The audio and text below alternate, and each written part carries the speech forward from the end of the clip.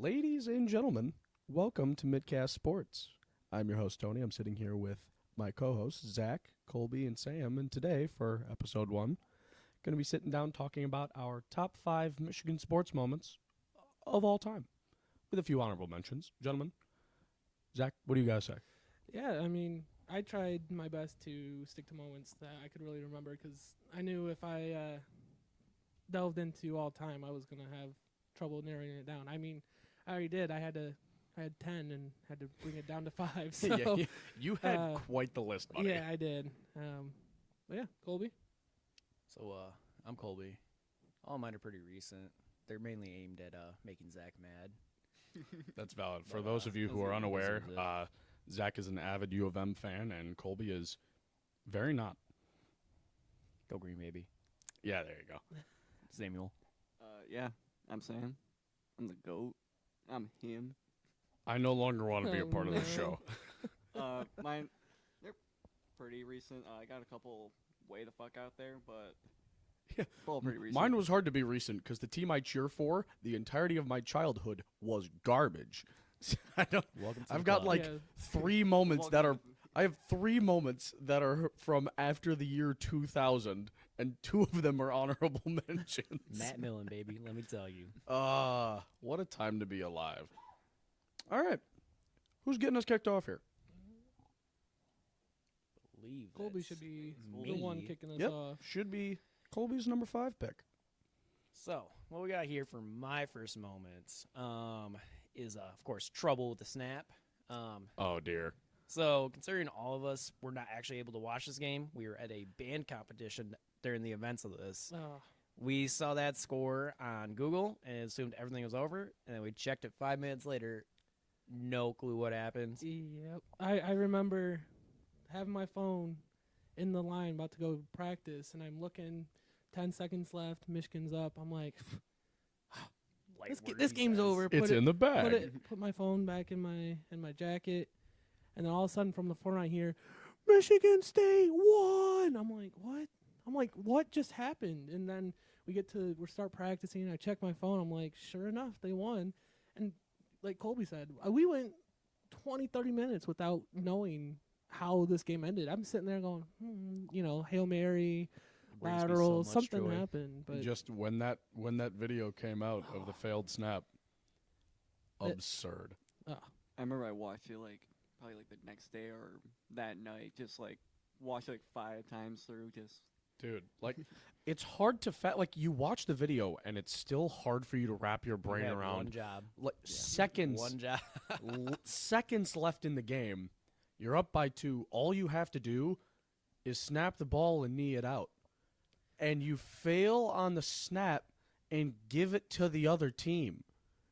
yeah, How does that happen? it doesn't hurt as much now. I'll say that. But Oh no, It- definitely a already scarred over wound. yeah, I mean, to the point where I could go through and say everything that the announcer said during that play. You wanna do a little reenactment real quick? We'll Oh, start with dear. the trouble to snap. Yep. Ready? Ready? Yeah, a little 3, 2, 1. Oh, he has trouble with the snap, and the ball is free. and it's picked up by Michigan State's Jalen Watts Jackson, and he scores on the last play of the game. Unbelievable. Yeah. That's my new ringtone, by the way. that's insane. I'm gonna pull that audio file, and that is what I'm gonna wake up to every morning. Yeah. Thank you for that. Brings me absolute chills. Oh. So much. Because you just see the demeanor of the U of M players just collapse. They're like, we could stop him before the end zone, and by the time he crawls through, all of the players just want to leave the field. Yeah, it was like a, basically in a jog down the tunnel. yeah, it was like a perfect storm of events. Just where the ball came out, the fact that Jalen Watts Jackson picked it up with the entourage that he did surrounding him. In Unreal. the big house as well. Yeah, it's just great. be a moment so that will awesome. always hurt forever. All right, are we finished up with that one? I think so. Samuel, I believe you're up next. All right. My number 5 is Miguel Cabrera with the Triple Crown. Miggy. Big Miggy. I goat. didn't want to obviously it's a Megatron. season achievement, Right. but also I did specifically say it was clinched on October 3rd of 2012. He ended off that season with 44 home runs, 139 RBIs, and a batting average of 330. If you don't know baseball that much, That's high. That That is is incredibly high. what we call a hell of a season. Yeah, that's just a big ass season. He is the most recent winner. The last person that won it was Carl Yastrzemski, probably butchering that name, in 1967. You love a man who pulls together his facts. You love that. 1960. It just So it what- puts into perspective. nearly- Deep in his bag there. What, 60 years? Yeah, I think 60 something. The pitching Triple Crown's a lot easier to earn. Justin Verlander won it in 2011 alongside Clayton Kershaw. Notorious friend of Matthew Stafford. Yeah. Whoa. What? Did you know? So what you're telling me is that the Detroit Tigers had the pitching Triple Crown winner and also the batting Triple Crown winner and never won the World Series. That's No, absolutely not.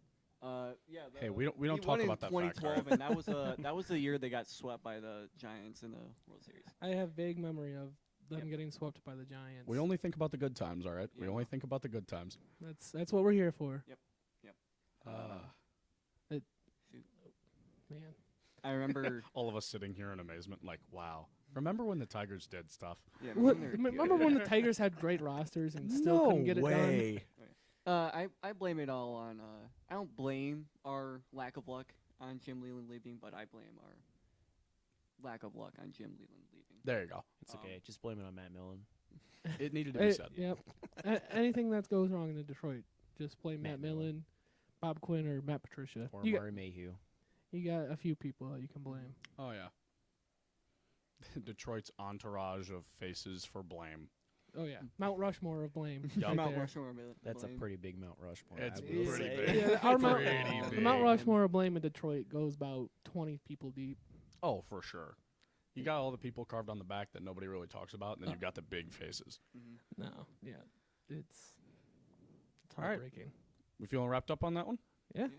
I'm feeling good about that one. Lovely. Does that make it my turn? It does make it your turn.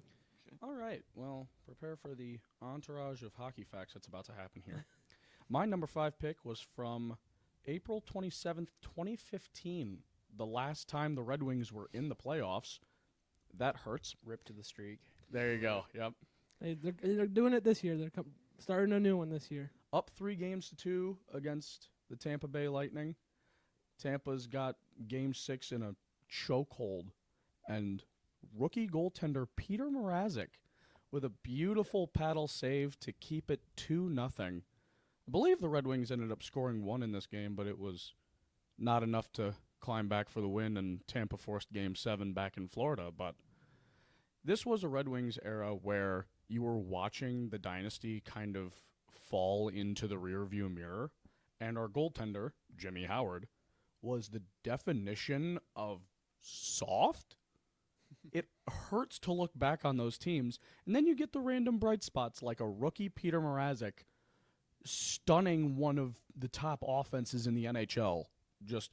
I'm pretty sure it was his second playoff appearance. I think he got subbed in for Howard in Game 4, Game 5, and then he started this one.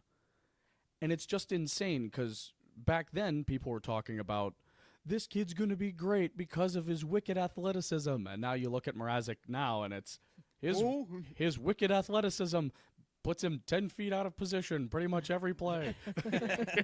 Poor Chicago, poor Toronto, poor anybody who had this guy on their roster at that period of time. I don't know Can how, we how point that out- never went in. Dude, like a paddle save is ridiculously hard to pull off. Like you'll get some guys who'll do it by accident just out of desperation. You watch him lean his stick down into the shot. Like it's unreal. Can we point out that this man's name is not spelled how you think it's spelled? Oh, literally not. It is Peter Mrazek as Petrmrazek. Mr. Azek. Mr. Azek. What a hero. I'd say come back to Detroit, but we kind of don't want you. Sorry. No. Tough, buddy. And, yeah, I mean, I feel pretty Sucks. wrapped up on that one. Feel pretty wrapped up. Yeah. All right, and I'll jump to my number 5, and I had a tough time choosing Michigan basketball moment. I really felt like one should be the top 5. It's either Jordan Poole or this, and I chose this one, and that is the Michigan men's basketball team 2016 to 2017 Big Ten tournament run post their plane crash on the way to the tournament. So my. for those who don't know, the day before they were supposed to set to play Illinois, they were taking off to go fly out to Washington, and their plane skidded off the runway and it crashed, and they had to play their first game in their warm-ups. And What a combo with the warm-ups. I know, like Honestly. it is great. What a combo. And Michigan was kind of on the borderline, like maybe gonna make the NCAA tournament, maybe not. And then they went on a run, beating 1-seeded Purdue, 4-seeded Minnesota, 2-seeded Wisconsin, going on and having a pretty decent run in that March Madness tournament, beating 7-seeded Oklahoma State, 2-seeded Louisville, and losing to 1 point to Oregon, who made a Final Four appearance in that tournament. Yeah, and I it holds a lot of memories for me. I can remember where I was for all 4 of these games, and it really also set up the next 3 to 4 years of success until some new coach came in that we will talk about later on in Keep some future the man episodes. Oh, boy. on that team. Keep him on the team. But No, yeah. it's like, yeah, obviously Michigan was good this season and earned their way into this tournament, but you've got to think that how well they did had to be partially influenced by the emotion the team had pulled together from that incident. Oh yeah. It makes it so much sweeter watching those wins. Yeah. It was a struggle of a season, all up and down. You'd have a really great stretch. There was a few great stretches in there. There were some games that happen every year to every team in basketball where you look back and you go, how did we lose that one? But yeah, it was quite a magical run seeing what this team pulled off and accomplished. And because it's all back-to-back days. So they started Thursday. They went Thursday, Friday, Saturday, Sunday, 4 straight days, and pulled off 4 straight wins. And they killed Wisconsin in the Big Ten championship. I want to say it was 71-56 was the score. So, and then like I said, it led to an incredible 3-4 year stretch, because the very next year Michigan went on and won the Big Ten tournament again, was the 3 seed. Jordan Poole had a shot, made it to the national championship, and it just continued the success for the program the next 3-4 years. And again, until Juwan Howard got there, Michigan basketball was the superior program for that little moment of time right there. For sure. Stretch of greatness. It was like a Small, little short. stretch of greatness. It's very similar to the success that Michigan State had between Rich Rod and some of those early Harbaugh years, where they were the ones running the state. See, this episode is fun for me, too, because I'm mostly sports illiterate, so hearing a lot of these moments makes Yeah. me smile. I think we can jump to Colby's number 4 now. There we go. We're down to number 4s here. So, number 4, well, not a great season, but Dan Campbell's first win as Lions head coach. Oh, Beautiful. my Just word. knowing that that's the moment that this team changed. While they were 0-10-1 going into this game, so technically you didn't win or didn't lose a game, but this being the first win after that Matt Patricia and Bob Quinn era, trying to embrace Brad Holmes and Dan Campbell as the heart and identity of this team. At first it started off pretty rough. Did not really kind of think this was going to go anywhere, but watching And Justin Tucker did not help that. that was a rough game. But just watching this game and watching them play with the heart they did, like the whole rest of that season, and then finally pulling out that first win with that Amon-Ra St. Brown touchdown, Sun God, shout out. And then the emotion with Goff and Campbell on the sideline, just man, what a time. You And could now tell look this at is a us. team that worked so hard for that win, and they knew once they got over that first hurdle, there was nowhere to go but Oh, up. Yeah. I think we finished 3-3-1 this year. Something like that, It- yeah. It was definitely more even. Because obviously you look at earlier in that season, that Niners game. Holy, they were close to pulling that Yeah. off. That the Ravens game. Ravens game. Holy, they were close to pulling that off. Needed a record-breaking field goal to do that. But, yeah, I mean, this game will always mean a little something in my heart, especially with where we are now. Just watching all the emotion of the team, the fans, Dan Campbell, seeing Brad Holmes' reactions just in general after every big Everything. win. Oh my Oh, my gosh, God. Anyone he drafts. Yeah. For real. Oh. I would like to call this specific game like day one of the Lions. I want to say domination because that just sounds. It was the beginning of the turnaround. Yeah, it was. It The beginning was. Of the turnaround. It was. You beginning had of you had the most growth. of the major pieces in place, and this first win signified that this core can get things done, especially with the amount of raw emotion they showed after the win. You could tell this team was heading the right direction, and you just needed to give them time. Yeah. Like what was it, the 2022 season, we were what 9. We started 1-6 and then finished Yeah. 8-2 the rest of the way to Well, or went on a huge run. Yeah. huge Oh, run. Just barely missed missing the playoffs due to Baker Mayfield throwing an errant pass to, guess who? Former Lion, Quandre Diggs. Sorry, Baker got his in the end. But, We got him in the divisional. Yes, sir. But Alrighty, I'll toss it Sam, over would to you like to Sam. share your number 4? Yep. Give me. Yeah, let him pull up the list. Gotta pull up the notes real quick. Not Not quite as long as Zach's list, but there are some things in there. No, yeah, my number 4 is Magli Ordonez walk off to send the Tigers to the CS Ooh. championship series, or the ALCS specifically. They were playing the A's, the Athletics, in the 2006 division series of the American League. And yeah, Oh my, would you look at that? that scoreboard. Yeah, that's Wow. what I'm saying. Yeah, Holy. this is 06. Like, this is old. We were still in coloring books, boys. Yeah, we were Not in the lines, though. Nope. Never in the lines. I It's tr- called I- artistic definition. I tried to get in the lines, but like you get one spec out, you're like, screw it. You know we did what? it. Party time. Yeah, party time. And I mean, just, again, moments like this, you see the raw emotion from Oh, yeah. the teams. The fans and Oh my everyone gosh, the around. fans. And I But will look say- at them, all of them right I there. will say Detroit fans They better do it than any other different. fan We go- base. we I don't go care hard. Philly. You guys suck. Dallas. Philly Also does hit assholes. hard. Yeah. Philly does hit hard, not nearly as hard as a good Lions team fan base. Yeah. Bills fans, I don't want to hear Lions it. team, Philly I lets you mean- know when you're good and when you're bad. Detroit lets you know when you're great, when you're good. But when you're still when you're in a slump, when you're bad, we still pick you up and Yeah, support. we still stand by you. like and we're not going to give you shit if you're bad. So Sam, when I was pulling together and looking at all these clips for us to kind of have watching, do you have something against the Oakland Athletics? Because about all of these clips are I mean, I against tell you the what, their Oakland fans got Athletics. something against them. Okay. So, Low-key, so, no, that was coincidence, but also It I sure do got a was. little thing against. the Was it Athletics. coincidence, or do you just No, really like, hate the we A's? Had me be good against the A's.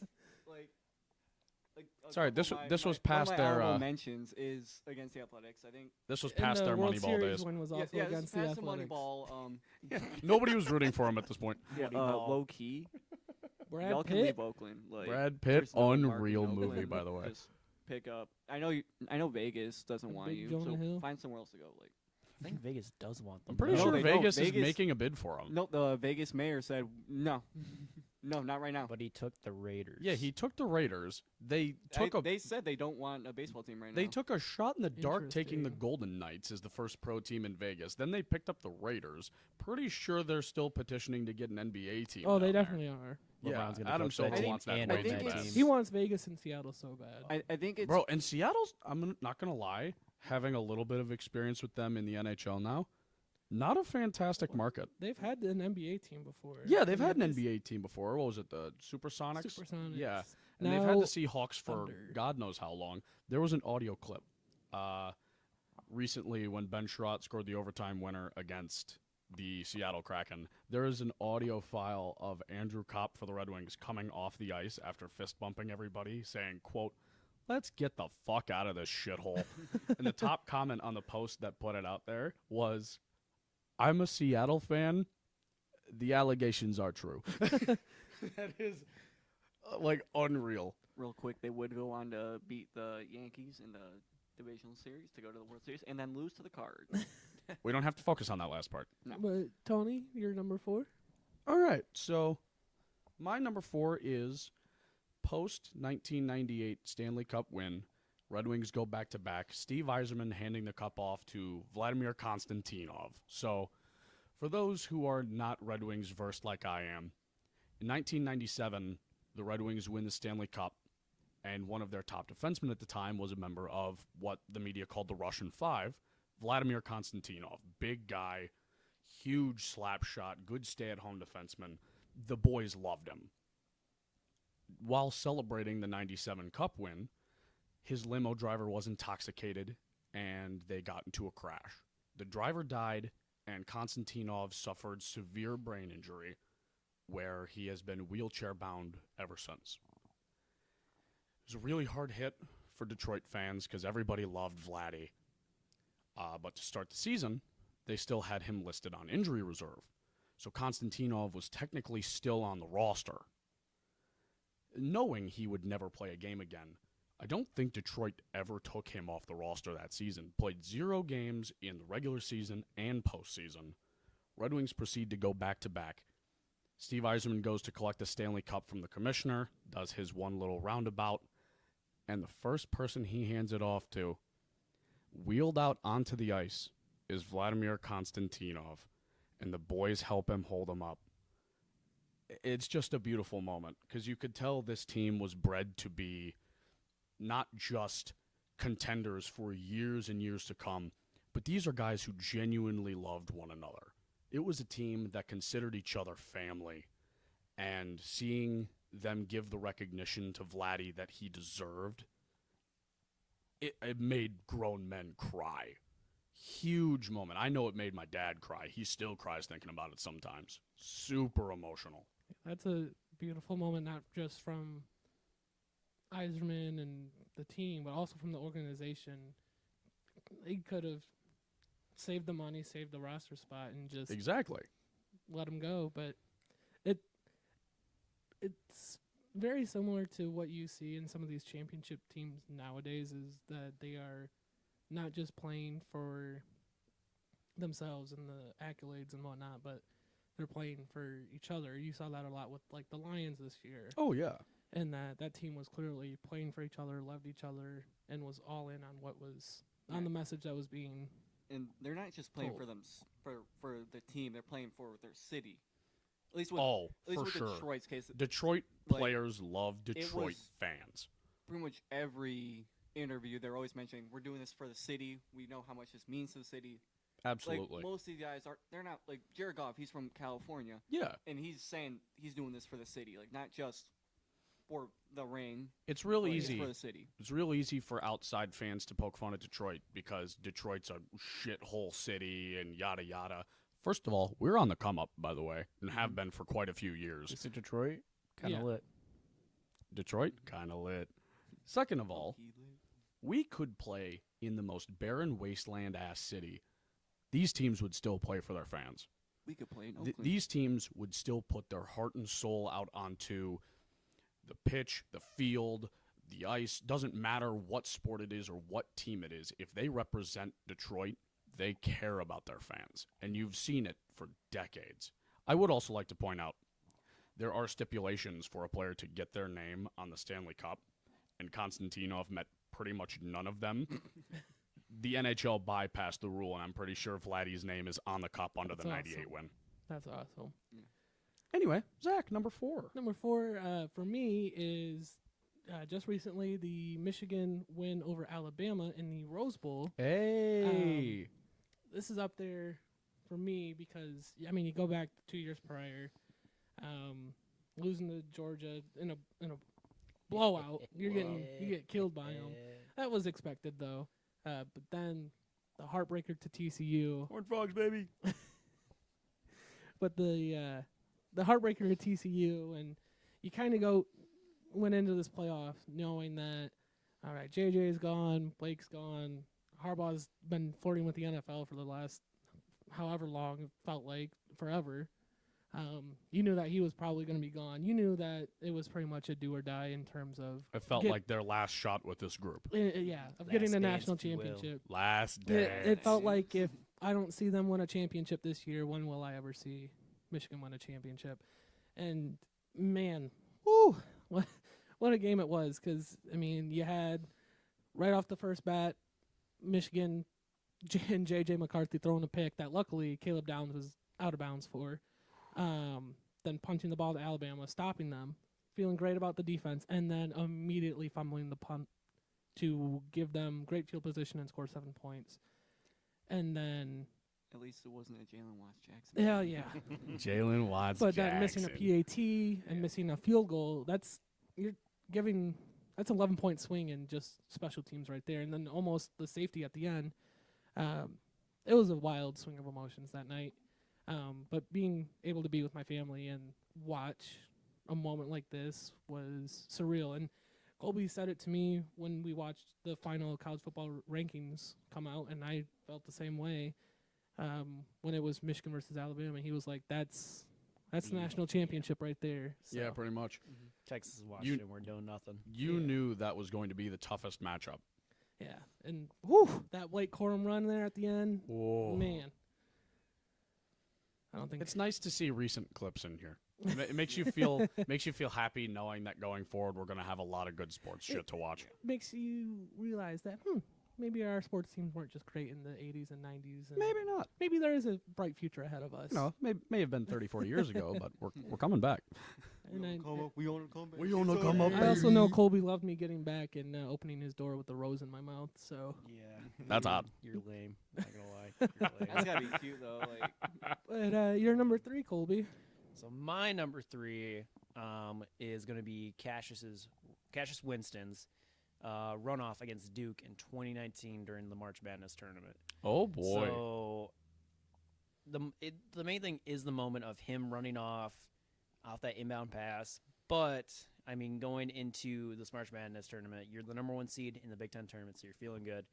And you go through and you take out number 8, Ohio State, number 4, Wisconsin, and then in the Big Ten championship, number 3, Michigan by 5 That was a close points. game. That was a close game. And then, you go into March Madness as the 2 seed, take out 15 Bradley, 10 Minnesota, number 3 LSU, and then you got number 1 Duke, led by Zion Williamson. We all grew up in the two. You know who if you paid a little attention. No, to, trust me, I know Zion. The But Duke looking team at his that was NBA, supposedly better than the Fab Five. yeah, Let's get looking at Yeah. Zion now with all 35 quarter pounders strapped to his hip. Who? yeah, dude. But I Sorry mean, though, the Pelicans that held man on can't to buy him a for. freaking minute in the NBA. 2019, like Zion Williamson at Duke was unstoppable except for a blown out shoe that he managed to do during the middle of a game. yeah. But Wild. just knowing that this team was able to take out the juggernaut that was Duke at that time was, God, what a feeling that was to watch him run off and then throw that ball up in the air. With how many people that look at Duke this season as the best team going into March Madness, it really just proves that you can put that bracket together as sound as you feel like nothing is ever going to go your way, literally ever. Yeah, this one was hard for me. I hated that Duke team, but being a Michigan fan, I also hate Michigan State. See, I feel like in instances like that, you got to rep the home state. I- As hard as it is to do, you can't root for Duke. And it helped that Duke and all that stuff around it, the whole better than the Fab Five and all that. It helped me kind of root for Michigan State this game. It helped that they also lost to the team that Michigan lost to in the tournament, so we lost to the same team. Tough. And I will say one Texas thing. Tech. You got Yikes. Mr. K and Mike Izzo meeting at like half court or up to the sideline at half court to shake hands. That's just an elite handshake right there. That is. Like It's in like college basketball. That is elite right there. That it'd be like shit's tough. Nick Saban and Bill Belichick ever got to Yup. shake hands at Yeah. the field. Now, how about you, All right, Sammy boy? Yeah, my number 3. The Armando Galarraga 28 batter perfect game, as I like to call it, or the imperfect, the Galarraga, whatever nickname you have for it. Let me take you back to June 2nd, 2010. So Ooh, relatively recent. we got a flashback going on. Yeah. Everybody close your eyes. Imagine.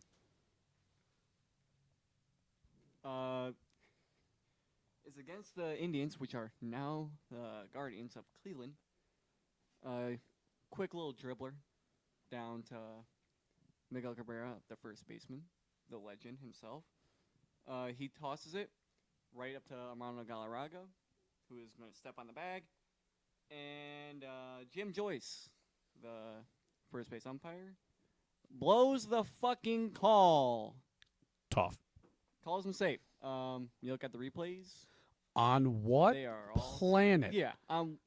What moon of Saturn did this brother come from thinking he knew baseball?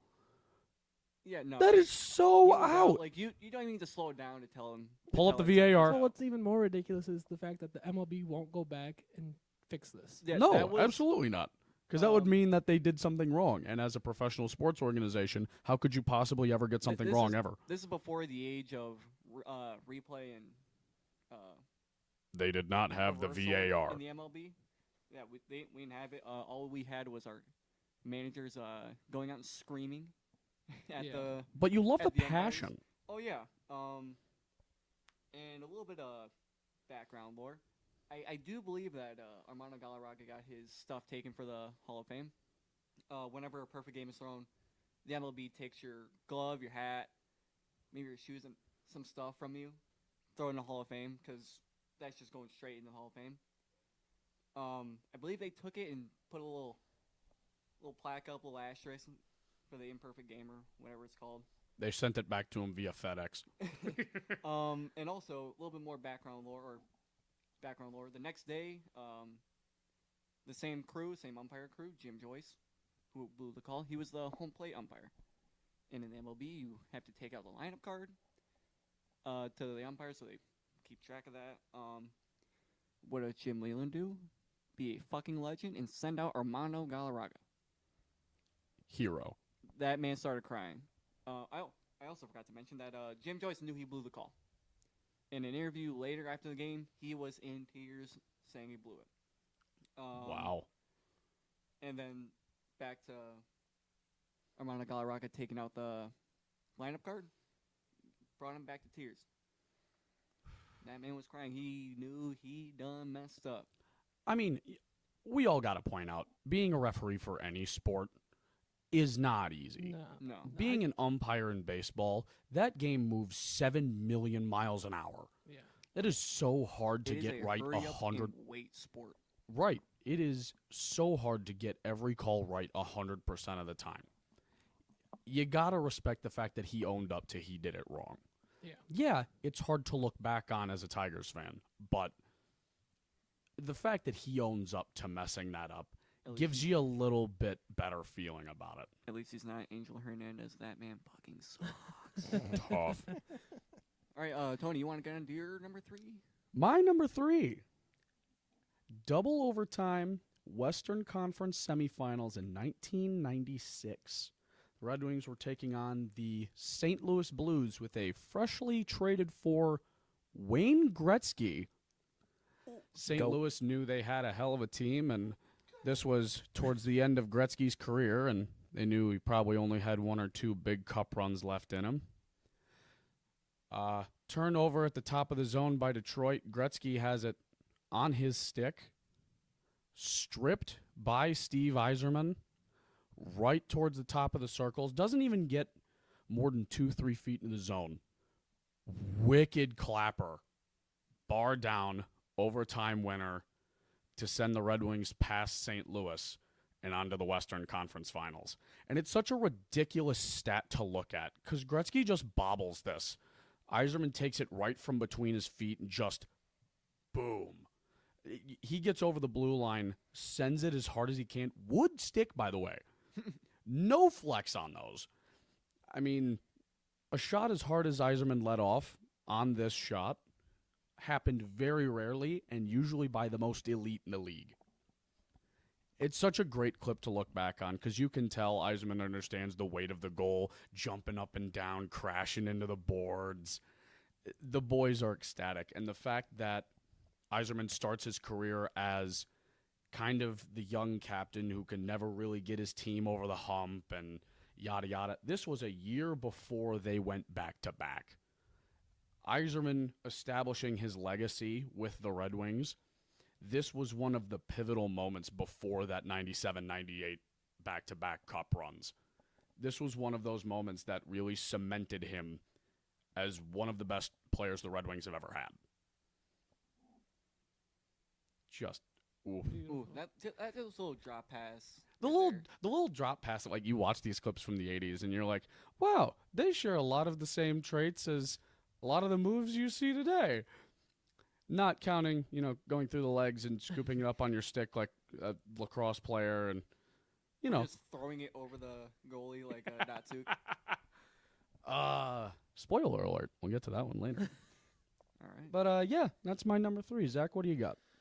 Ooh, my number 3 is the first ever night game at the Big House against Notre Dame in 2011. The jerseys. Bryce is nice. crying. Oh, he is. But we got the nice throwback jerseys. I mean, I think Tony saw them yesterday, and he was not a big fan of them. I think they look a little But goofy. me I ain't gonna personally, lie like, to you. Just the whole vibe of it, the refs wearing their throwback uniform, everything. Wait, I didn't know that the refs were wearing different stuff. Wait a second. Oh my- Look at his little hat up there. Look at how white those pants are. Wait, is he wearing like a little like Peaky Blinder looking cap? But yeah, Oh, it's like a my Peaky Blinder word. looking outfit for the refs. But However, yeah, these Michigan uniforms are absolutely disgusting and Yeah, horrific. those Never wear these again, please. well, we've only worn them once, but the shoulder Michigan like, Athletics. They only wore them Never once again. for a reason. But yeah, Michigan was down 24-7 at one point in this game, and then within the last minute and a half, there was 3 touchdowns, one by Michigan, and then one by Notre Dame with about 30 seconds left, which then led Denard Robinson, 30 seconds to go, 75 yards down the field to win the game, or could have kicked a field goal if you ask Kirk Herbstreit, but somehow. yeah, but where's the fun in that? Well, no Yeah, one likes where your was the Greek fun? Jew But anyways. on the first play of the drive, he stepped up and overthrew a receiver. And on second down, he did the same thing. The plays looked the same, but he hit Jeremy Gallen and Sidestep. he was just naked Gone. and got all the way down the field. And I'll never forget watching this game in a room at my grandpa's house because my parents were at the game. But watching this in a room, and one of my brothers is asleep and the other one's up with me, and we were trying not to lose our minds because, I mean, it was just crazy to watch what happened, and it just kind of adds a legend to Michigan night games, and I think they've only lost once at night because they've done one every year, and they've only lost like once, and Who's trying to go to the next Big House night game? I think it's going to be against Texas this year, so. Well, that's getting sold out in 6 seconds. Oh, and those One's tickets down. are down. expensive. But there's a cat running across my cable right now. We dropping horns. But yeah, this I think one of the few shining moments of the Brady Hoke era was this game and everything that from this season. Although Yeah. we still couldn't beat Michigan Cookie, State I this don't know year. how you like these uniforms. Those shoulders look so fucking stupid. I mean, the only definition on the jersey is the shoulders. And Yeah, they good did it Lord, well. what is that? I kind of like it. It's It like- Looks like if you took, like, a pound cake and had the top of it sliced by Wolverine. It's like the cross section of a cake. yeah. It's Like That's those old Seattle Metropolitan uniforms, but just on the shoulders. hey, you guys are lucky. I cannot find any of these jerseys anywhere on eBay. If like- I ever Good. see you wearing this jersey, I might never watch a game with you again. Horrendous. But Colby to your number 2, which oof. Zach's not liking this So- one. he already knows. So Zach actually doesn't like this, but this is my number 2 is going to be Kenneth Walker's 5-touchdown game against the University of Michigan. Big K, man. Robbed of the Heisman, by the way. I- I understand he didn't play against Ohio State, but still, Yeah, I don't like let's the just- moment, but being there, it was being something at this special. game, this is one of the best sporting moments I have ever attended myself. Let's just point out that Colby's initial list was 1 through 5, each one of Kenneth Walker's touchdowns. My He honorable wanted that- mention was his rumored 6th touchdown, still to come. He wanted it so bad. But I mean, looking back at it now, he was the only reason this team was even that good. How did they not get him Um, down there? He was standing next to like Well, 6 that's- people. That's Hutch. Yeah, Oh so- my gosh, Aiden Hutchinson. Yeah, Aiden Yeah. Hutchinson is on this Yep. team, on this Michigan And team. I Kenneth knew he was on made the him Michigan look team, but silly. Just seeing him in the that's But I mean, arguably, probably the greatest transfer in MSU history. Just the season he had, and especially this game, dude. From his first long touchdown run against Northwestern during the first game of the season, I knew I was gonna love this man. That's And tough. Wow. Just this whole game, especially. I mean, just you have the comeback, you have the leads changing, you have the late heroics, you have that one-handed interception. Sorry, Cade. Sorry. Tough. I think just the whole day, as a matter of fact. I mean, me and Colby woke up, 4 in the morning, Ready walked for over to game game day. Was that game day for 4 hours? Got our signs on National game TV. day. Yeah. And then Those were some nice we- signs, by the way. maybe 5 feet away from Mel Tucker leaving game day. We walked around the corner of the stadium, got to watch Michigan get off the team buses, and got to get into the stadium, experience the game, meet MMG, and take pictures Shout out with him. MMG. Shout out. Shout out you, Papa Maher. Meeks. And like Colby said, even as a Michigan fan, being there and watching that whole game, it was Just truly electric. Surreal electric, experience. surreal experience, and it probably still is, despite the Michigan loss, is one of the best sporting events I've been to live. That's crazy. As a U of M fan, to hear you say that, that's crazy. Yeah. Mhm. Well, the top sporting moment we'll get to that I've ever been to live. We'll get to that one later. Oh, so he's a liar. I said one of the top. Oh, But in my that top case, one. Sam. Let's move on to you. All right. Yeah, my number 2.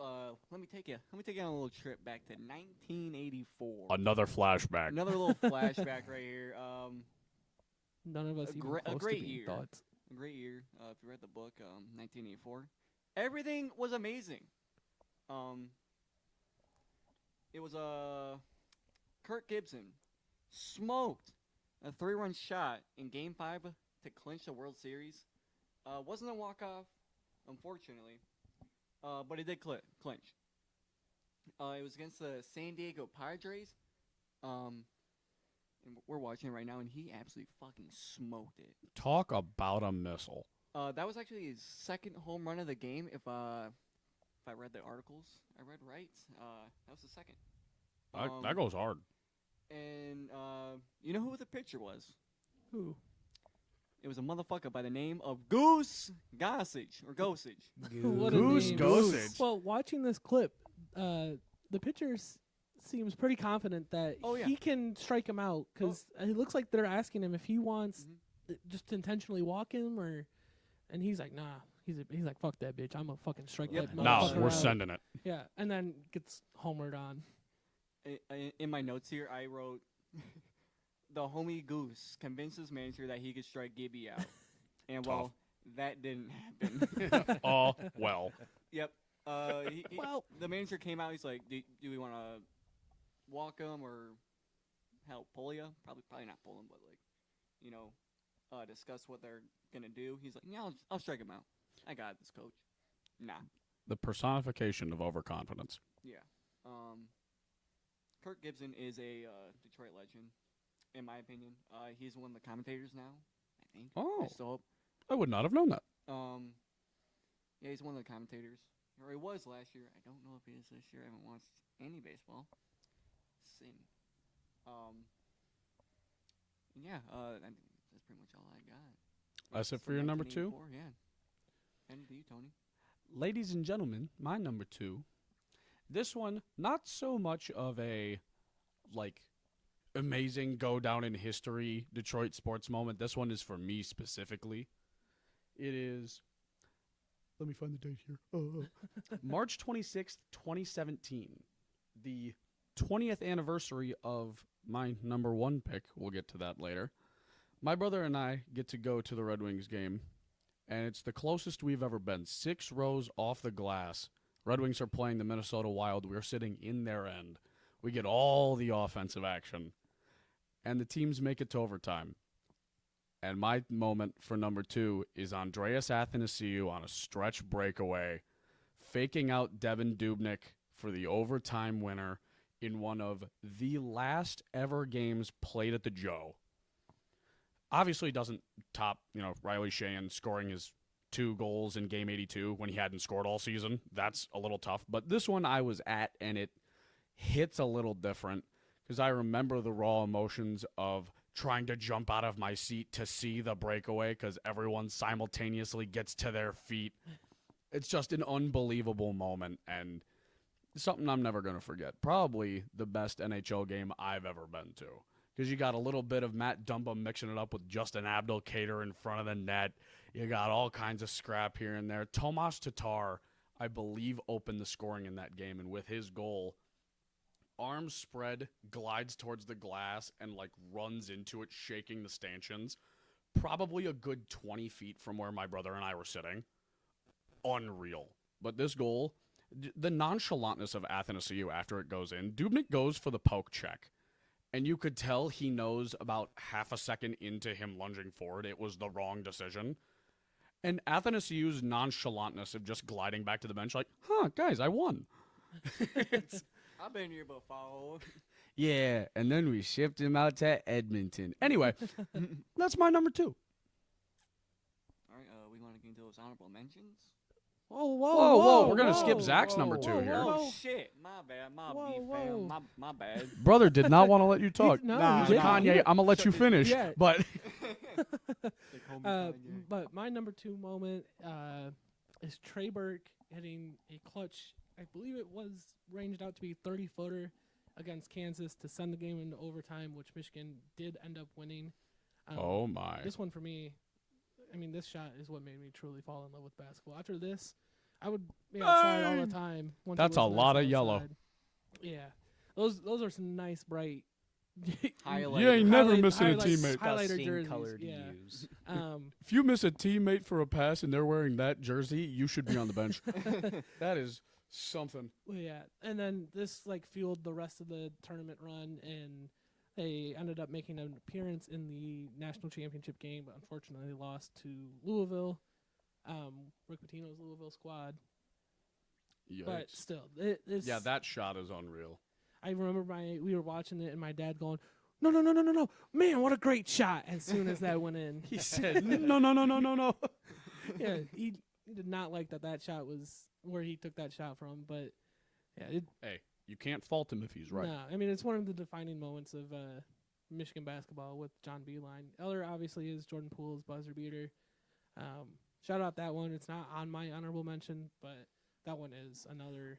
Really? I really thought that would have been one of your No, honorable it's mentions because not. that clip is also electric. It is. What's funny about both of those clips is in both of those March Madness tournament runs, Michigan ended up going to the national championship in both of those years. That they had a Wild. buzzer beater in the tournament. I just But- love like looking at the clip and you see like homie in the background do like a little Yeah. gallop. It's like he doesn't know how to celebrate. Just Yep. Let's go. But now, Samuel, we can jump over to them honorable mentions. And Colby, lead us off with your one honorable mention. So my honorable mention. So he wasn't in Detroit at the time, but watching Stafford win the Super Bowl with Rams, you know, growing up, Stafford was my childhood hero for sure. You know, seeing him get hit, at, you know, pretty much every play, get right back up. You know, the infamous clip of him against Cleveland his rookie year, The fake just game spike was- against the Cowboys. yeah, Oh. yeah, all of them. So just finally being able to watch him win his first ring. Hopefully he wins some more. Just hopefully we're not in the running. Yeah. Hopefully he doesn't have to go through us to get there. But yeah, just watching him win his ring, I mean, it was awesome. It sucked that it was his first year out of Detroit and he did it, showing that we were incompetent at the time and could not put a team around him. But It showed that you and me were right about him the whole time, that he was He a just top needed a quarterback in team. the NFL. Yeah, you guys would talk on end about how nobody would give him credit for being one of the NFL's best quarterbacks, and he just didn't have a supporting cast in Detroit yet. Yeah. still is. Still is. Like, I would argue still one of those top quarterbacks even at his age, and obviously Puka Nacua looking great with the Rams, but I don't know how much better their offense is getting other than Puka. Still, Stafford has given them as many opportunities as they can have for success, and it's great to see. Obviously, would have loved to see it in the Honolulu Blue, but you know, he went on, he got his ring, and it's a great thing to watch. I remember sitting down with you both watching that game Yeah. It was a in my beautiful poor, moment. cramped ass basement. Sam, your two honorable mentions?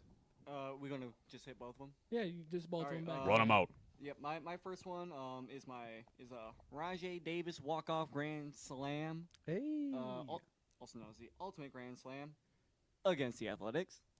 Uh, Shocker. And there they are Vendetta. again. Yep, this took place on June 30th, 2014. I remember watching this game in the living room with my dad, and damn near shitting myself. Where I was like getting ready to go to bed. I was like, you know what? Man, he got this ain't- all of that. we ain't gonna win. And then this happens. Started off with a Nick Castellanos single, I believe, and then Alex Avila single, and then they walked Austin Jackson. I could have that wrong, but I believe that's what happened. And then Rajay Davis smokes it into left field. And one of my favorite things about this is the commentary call.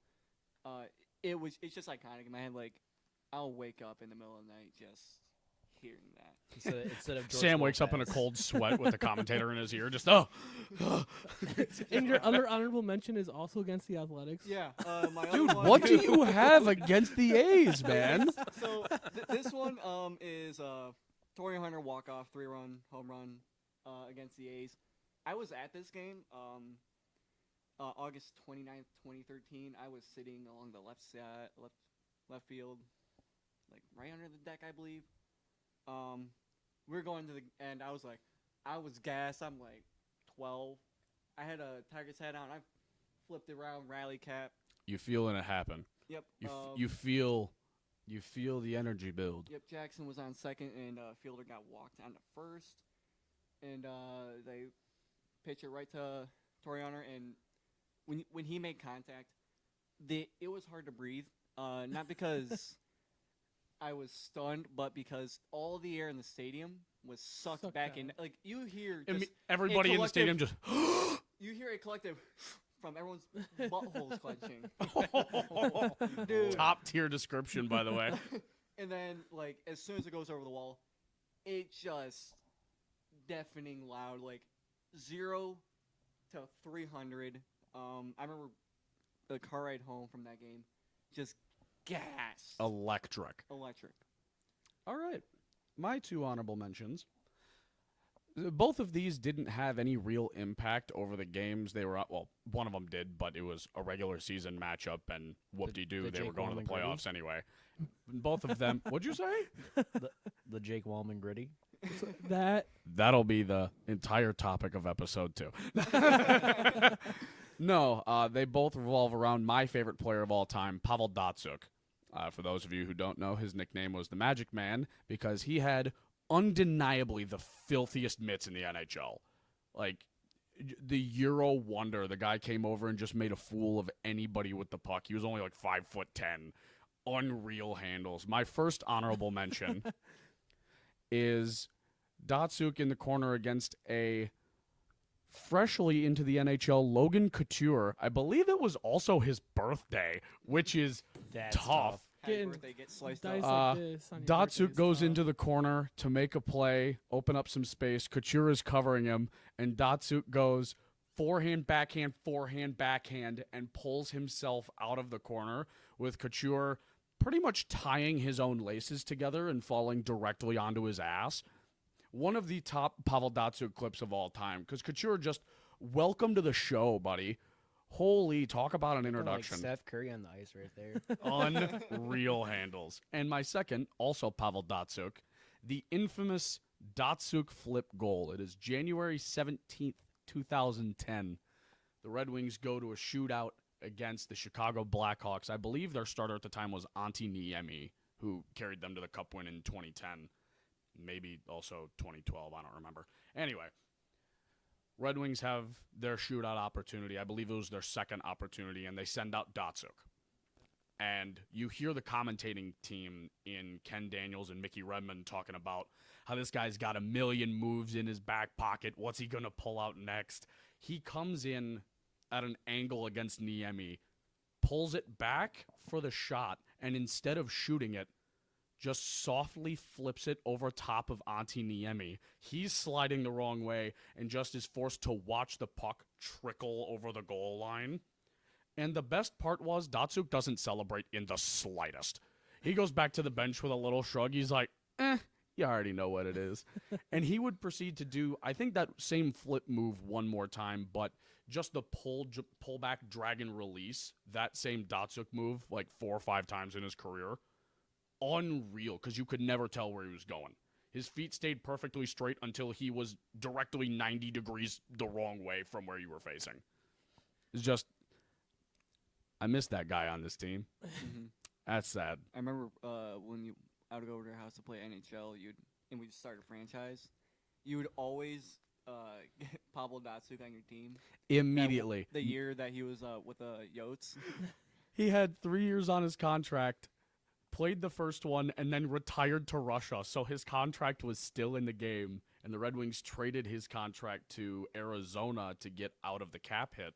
So you'd play NHL like 16 or 17, and you could trade for Pavel Datsuk at like 87, 88 overall, and you could still play with him, and he cost like nothing because the Yotes didn't want him. And you could put him on whatever team you wanted, and it was just the best first-line left wing you could have. Unreal.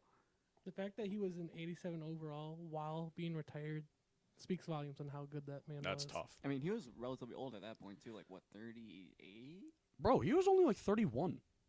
He missed out on the latter years of his career to go back to Russia because I think he had some marital issues with his wife and was missing his daughter growing up. She was like 13, and he had like never been there because he went to the NHL. Detroit sports legends and retiring early. Go Synonymous. hand in hand. Yep. Yeah, go hand in hand with each other. It's Taylor's oldest time at this point. Yeah, but those are my 2 honorable mentions. And I got greedy. You've got 7. I have like three. a typical mission. Oh, wow. So my first 2 will be tied together. We go back to 2022. Donovan Edwards, 75 and 85-yard touchdown runs, close to back-to-back against Ohio State. Go into this game without our Heisman front-running running back, Blake Corum, who got hurt the week prior against Illinois. There was a lot of questions on, can Michigan do it without Blake Corum? Can they actually run the ball?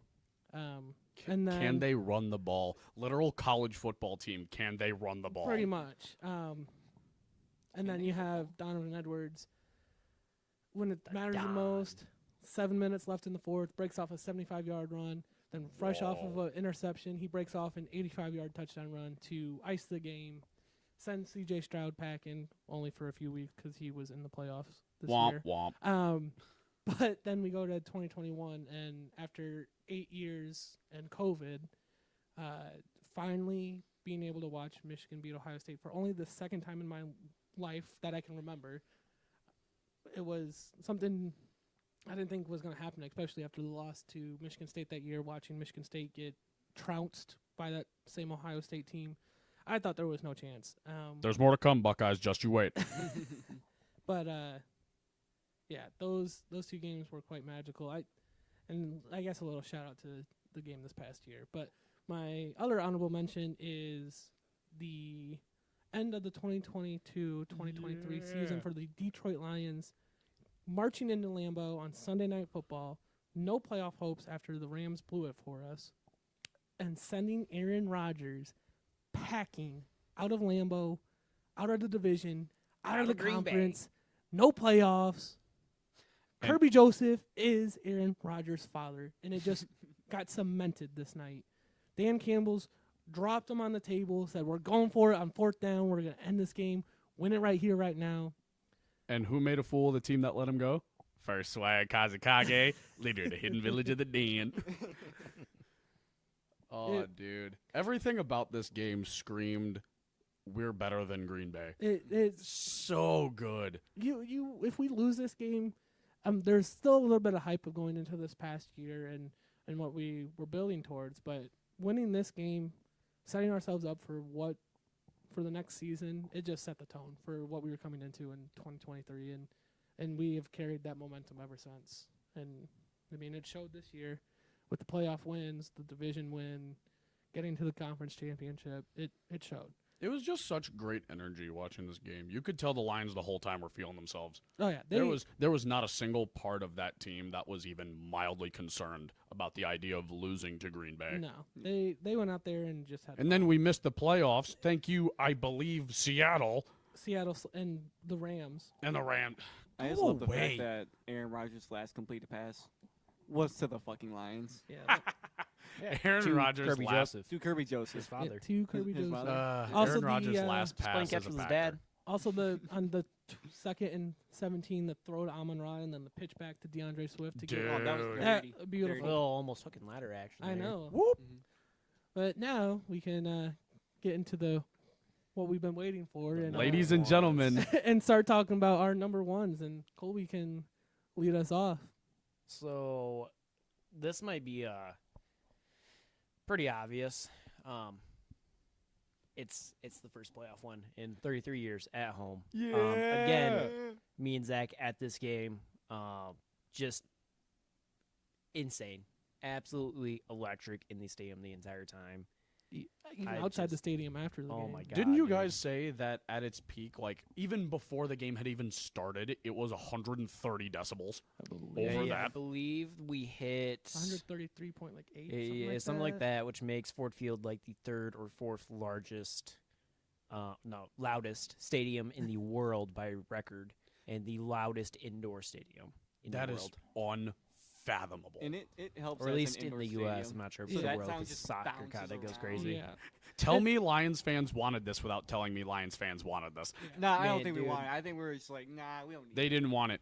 They needed it. And like Rams fans can say, Rams, Vikings fans, I know you guys are mad. It's whatever. You can say whatever you want. Like this, Kirby Joseph, clean hit. It was a clean hit. It was a clean hit. He's a There was smaller no guy and ill he's got to get intention. leverage. As little as that is fun to watch, it's a clean hit. And I'll touch on it a little bit more and rant on it in our next episode when we talk about the Lions season. But You're telling me the next episode isn't all about Jake Wallman hitting the gritty? No, that's episode 6. That's- We're not Oh, talking good, about- good, Episode okay. six. There we Talking go. about Jake Wallman hitting Uh, the green and how that It's down the affects road run map, flight. ladies and but gentlemen. yeah, It's down the road. All the Rams fans complaining about the penalties. All I'll have to say about that is, don't get into the red zone 3 times. Yeah, don't get into the red zone 3 times and only walk away with 9 points. That- They didn't yeah. score a That's single hard. touchdown inside the red zone. That's it's simple as that, and it's the same thing with the Michigan fans, and I am one too. But the Michigan fans that want to complain about the Michigan State Kenneth Walker game, And I mean, you don't win a game kicking 4 field goals like I, that. I'm a Hutch guy, so I could be a little biased, but pretty much almost every play, Hutch was getting held when he was trying to rush. I'd say at And he least still 2 out of every managed- 3 plays. Yeah. I mean, even we saw all disregarding those holes. all the penalty controversy, whether you want to call that or not, just an electric feeling, electric time, electric night. I will never forget it. A moment you That- guys are never going to so forget. happy. I mean, I got hugged by a dude I had never met before. Don't After- you love that? You go to a Yeah. sporting event and Yeah. something so hype happens, you just become best friends with a random stranger. Yeah. Dude, I'm telling you, that lower bowl in Ford Field, you will make some new Oh, friends. I promise you remember that. Tony and I were on FaceTime watching that game, Yup. and we were doing the touchdown shots, and like we sent text messages after the game. You guys didn't respond for like what hour and a half? No, To they be were gone for fair- like 3 hours Or, like- because they were just so caught up in the moment of, oh my God, we won a fucking playoff game, and the monsoon took them. Oh, yeah, and we never heard We from didn't them. we didn't get back into Kalamazoo till probably like 3:30, 4 o'clock the Yeah, next to be morning. fair, Yeah, my that, phone- that game ended at like 11, Yeah. and you guys weren't back for another like 5 hours. Yeah. My phone was almost dead that entire game and died as soon as we got to the parking garage. So I got to Ooh. The enjoy parking garage that we sat in 2.5 hour drive plus the 40-minute wait in the parking garage Yeah. with no phone. It Yeah. was Bring a awesome. portable charger. You didn't are have a in charger in downtown the Detroit, car? my brother. My phone was at 100% when we left. I watched too many TikToks on the car ride there. Well, that's your problem. All right. Sam, Oh, what's your no. number one, young man? Sam. All right, I kind of memed mine a little bit, but you know what? It's Oh my influential. gosh, it's this. It's memorable. It's memorable, and this is memorable. It is Laura the Elephant throws out the first pitch at a white Michigan Whitecaps game. You are such a joke. August Holy shit. 14th, The Grand 2005. Rapids Whitecaps, man. Double Double A team for the Detroit Tigers in their farm system. Bring out a elephant to just throw out the first pitch. But was it a strike? Yeah, she threw a strike. Ain't no way. So they gave her 3 chances. The first one, she freaking pitched it way back over the catcher. I believe his name is Andrew Cowan. I could be wrong about that. It's a souvenir for a fan. Yeah. The second one was a ball, a little bit outside. Third one down the middle. Bullet. Beautiful. She threw it right down the middle. Legend has it 120 miles an hour. Telling That's me a an elephant wicked can throw a strike 115 more mile an hour efficiently than I fastball. can. That's crazy. Shohei Ohtani could never. Andrew Cowan stated as saying, if an elephant can throw a strike, we should be able to do it. Fair enough. Fantastic. Yeah, Do you happen to know if the Whitecaps won this game? I was not able to find that information out. I was more just laughing at the fact that they brought an elephant out. Did they put the elephant on the starting roster? They- Elephant playing Put her in like the in right field. bullpen, Put her in the bullpen. Like ain't no Laura one the can catch. elephant at right field for the Whitecaps. No, throw her as a closer.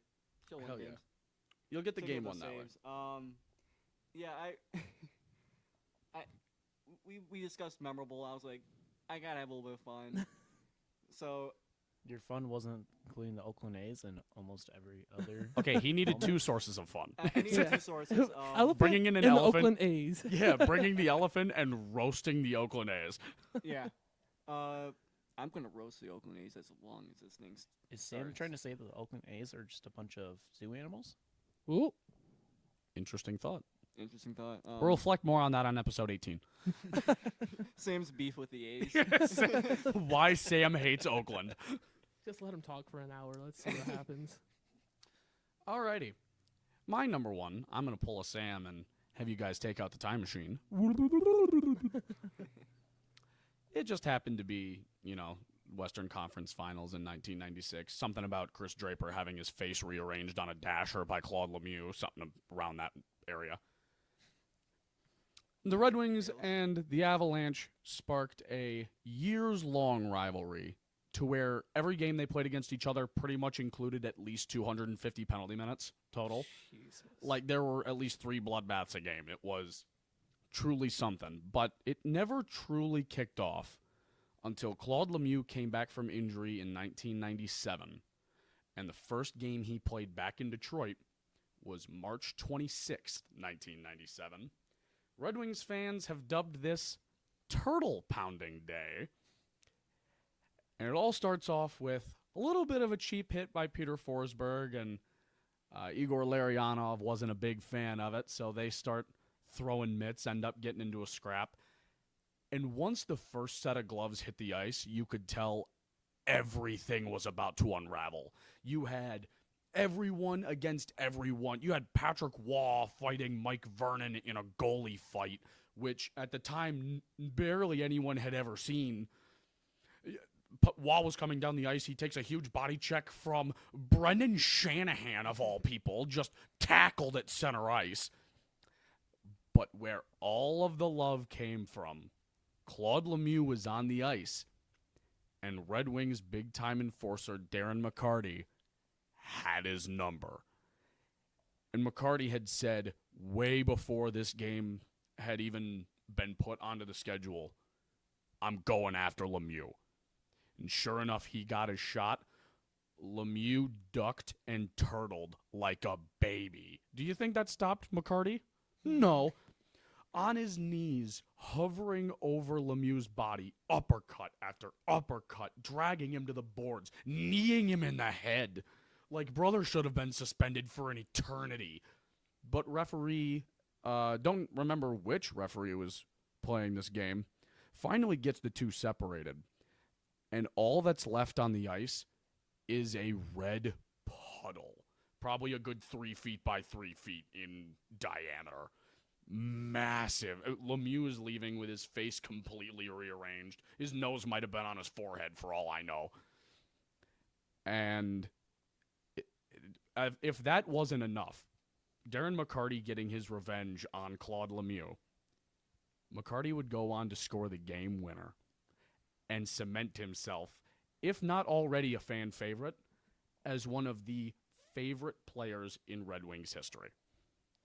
It's a beautiful moment to look back on. It's pretty awesome. I just like the goalies going at it. That's my favorite part of that. whole Dude, my thing. favorite part is the rematch where Waugh goes against Osgood, but Osgood has no idea what he's doing, so he just starts pushing him into the boards.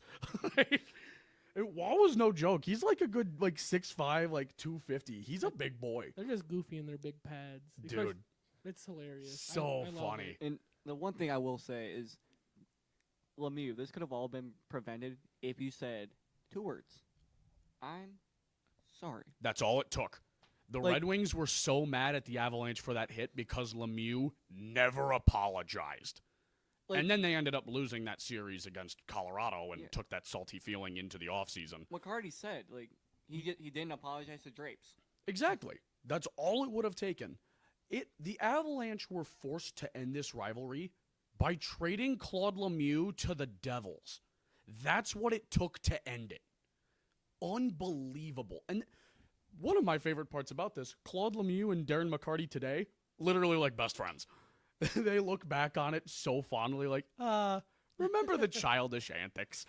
Remember When when I we were beat you in young the and face. stupid, Remember when we were young and in their stupid. mid to late 20s, just beating Dude. the crap out of each other. It was great, though, because the next time that Lemieux faced off against Detroit, McCarty and Lemieux were on the starting lineup, and Lemieux finally stood up for himself and just went for a clean scrap with McCarty. Granted, still got killed, but it's Darren McCarty. The guy's hands were basically cinder blocks. Yeah, that's my number one. Probably, of all Red Wings moments ever, a fan favorite for every Red Wings fan. Yeah. That's probably number one on a lot of people's list. All right, big man Cookie. Well, He was phased out. He's spaced out. I mean, He's I think high it's going. it's pretty easy to, even if you've just been listening, what my number one's gonna be. It's look at it. Listen to this guy over here. Let's get this over with. It's it's the It's still national getting champ. stripped. Just wait. It's gonna get stripped. That's unreal. Womp womp. Spygate Uh, 2.0. Womp womp. But it's the national championship. It's more. It's like just the culmination of events that led up to it. The Rich Rod years, the Hoke years, the COVID season, the losing streaks to Ohio State, the losing streaks to Michigan State. All of it kind of. baby. go green. All of it finally paid off. All that pain and misery and being at the Appalachian State game and having to wear a Michigan State jersey and all that, it paid off right here in this night, and I don't think it'll ever be forgotten. A true memory and something I'll always hold on to. And after the first quarter, the game was over. I mean, you If had the only two- Harbaugh didn't run away to go to the Chargers. Yeah, I know. It was fine. McCarthy's going to the fucking draft. Harbaugh ran away to go be a head coach with his brother. And that's Like, why I Pour him don't to the draft. And that's why I don't care that anyone left. Like, they did what they set out to do. They won a national championship. like we said, it was a last dance kind of moment. It was kind of a last dance, and they also did it for Zach Zenter, who got hurt during the Ohio State game, who had been on the team for 4 years, was a captain, and I'm pretty sure number 0 there was just hovering in the air like a good 6 feet off the ground. Mikey Sanders still. Yep, he just Think floated, and then almost had a Corum. pick six. Unfortunately, he didn't take it back. Corum throwing up the 7-6, right? For Six, Zenter? 6-5, yeah, 6'5" for him for in the Zenter, Ohio State yeah. game. Yeah, but yeah, there's something I'll never forgot. If it gets stripped, it gets stripped. It still won't. We're still national champions. Strip it, baby. We're still national champions this year. We'll Never- let you at home never be decide forgotten. if they should strip that or not. Strip it. He can't unpop the champagne and unsmoke Yeah, the I cigar can't he unpop had. the champagne. I can't. The unsmoke moments the can't be cigar. unhad. Yeah. I can't return if it gets stripped 2 years from now. I can't go and return any of the championship merchandise, which I wouldn't anyways. But You'll just have to put an asterisk on it with like a Sharpie. if Up in the shoulder, just an asterisk. if me and Colby are living together, that's what he'll do. He'll come put like a little asterisk. Oh, on all for of sure. it. Yeah. Does that cover everybody? I Like think Travis that- Kelsey type. Wow. That's we gonna cold be talking blooded. about that later. We gonna be talking about that next episode. That's cold blooded. That's cold blooded. Yeah, I think we covered all the bases. Yeah. I mean, the only team we didn't really talk about is The Pistons. Detroit basketball. But Sorry, those- we'll get there when they're worth talking their about. last championship happened when we were at the most 3. Yeah. So, and they have not been respectable since we've been able to really remember sports. So, Sorry, they go back to that But, old logo, you they'll know, start killing teams again. shout out to the bad boys. There you Those go. teams were Big up to the nasty. Bad Boys. Shout out I, Shout out to the Grant O- Hill. Shout out to the 04 no All-Star team. I was looking at getting something from the Pistons on here, but like the only thing that I could like really find was like When Bad Isaiah Boys. Livers I- got traded to Washington, I'm I could have thought of things, the clotheslining a bird, the Yeah. overcoming the Lakers in the first to get the first championship, overcoming Kobe, Shaq, Karl Malone, Gary Payton, everyone on that 04 Lakers team. You could throw a few out there. the about It's- 3 seconds we had Blake Griffin. Yeah. The It's a memorable moment, not necessarily the best, but you could Yikes. throw in Malice at the Palace. That's another Oh. I almost included that. Yeah, almost that's- included that. that's another low light one that we could have thrown in there. We But need to have a whole know, episode of lowlights. That'd be hilarious. could Or a whole argue- segment at you least. could argue Yeah. that the Malice at the Palace is why they won the championship that year. I believe that's I yeah, think they those won, were the same year, yeah. Yeah, they won the They're, championship. I mean, obviously they're I believe. but I might be wrong. the footage was grainy enough. You can You can imagine. you can edit. We can just like yeah. edit Movie it magic into- it. Some other notable miss outs are Sparty's 2000 basketball championship run. Mhm. Still They're- not alive for that yet. Yeah, no one was alive. No. None of I us were wasn't alive that. for all but like 3 of mine, and I had 7. That's unfathomable. Yeah. Anyway, I think that about does it. Yeah. You guys get to know a little bit more about us from our favorite moments. If you couldn't guess who all of our favorite teams are, you probably didn't listen, I'm going to be honest. Pretty hard to not stand. Yeah. Yeah. But no, we're going to come back next episode, and we're going to crack down on the entire Lions 2022 or 2023-24 season. Wow. Correct. And the Yes. NFL. Yeah. Yeah. Focusing mainly on the Lions, but we'll also dive No, into a there little are no other teams We're but the not- Lions. We're not focusing on the Lions. We're focusing on the Brand new Lions. Shout out Pat McAfee. Anyway, that's going to do it, and we'll see you guys next time. You're You're- You're